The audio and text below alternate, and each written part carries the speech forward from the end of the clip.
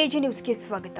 ಕರ್ನಾಟಕ ರಕ್ಷಣಾ ವೇದಿಕೆ ಶ್ರೀ ಪ್ರವೀಣ್ ಕುಮಾರ್ ಶೆಟ್ಟಿ ಬಣ ಬಾಗಲಕೋಟೆ ಜಿಲ್ಲಾ ಘಟಕದ ಸದಸ್ಯರು, ಮಾನ್ಯ ಪೌರಾಯುಕ್ತರು, ನಗರಸಭೆ ಬಾಗಲಕೋಟೆ ಹಾಗೂ ಮಾನ್ಯ ಪಟ್ಟಣ ಅಭಿವೃದ್ಧಿ ಪ್ರಾಧಿಕಾರ ಬಾಗಲಕೋಟೆ ಇವರಿಗೆ ಸರ್ಕಾರಿ ಬಾಲಕಿಯರ ಪ್ರೌಢಶಾಲೆಯ ಆವರಣದಲ್ಲಿ ಒಳಚರಂಡಿ ಸ್ಥಳಾಂತರ ಕುರಿತು ಮನವಿ ಮಾಡಿದರು.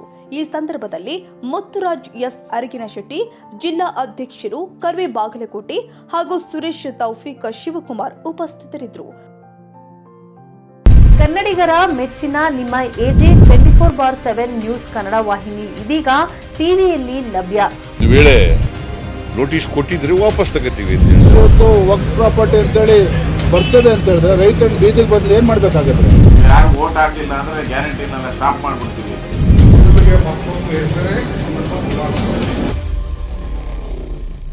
ಕರ್ನಾಟಕ ಮತ್ತು ದೇಶ ವಿದೇಶ 360 ಡಿಗ್ರಿ ಸುದ್ದಿ ಹಾಗೂ ಉತ್ತರ ಕರ್ನಾಟಕ, ಬೆಳಗಾವಿ, ಬಾಗಲಕೋಟೆ, ಧಾರವಾಡ, ಹಾವೇರಿ, ಗದಗ, ಬಿಜಾಪುರ ಜಿಲ್ಲೆಯ ಕ್ಷಣ ಕ್ಷಣದ ವಿವರವನ್ನ ಪಡೆಯುವುದಕ್ಕೆ ಎಜೆ 24/7 ನ್ಯೂಸ್ ಕನ್ನಡ ವಾಹಿನಿಯನ್ನ ಲೈಕ್ ಮಾಡಿ, ವಿಡಿಯೋಗಳನ್ನ ಶೇರ್ ಮಾಡಿ, ಕಮೆಂಟ್ ಮಾಡುವ ಮೂಲಕ ನಮ್ಮ ವಾಹಿನಿಗೆ ಸಹಕಾರ ನೀಡಿ ಮತ್ತು ಚಾನೆಲ್ ಅನ್ನ ಸಬ್ಸ್ಕ್ರೈಬ್ ಮಾಡಿ.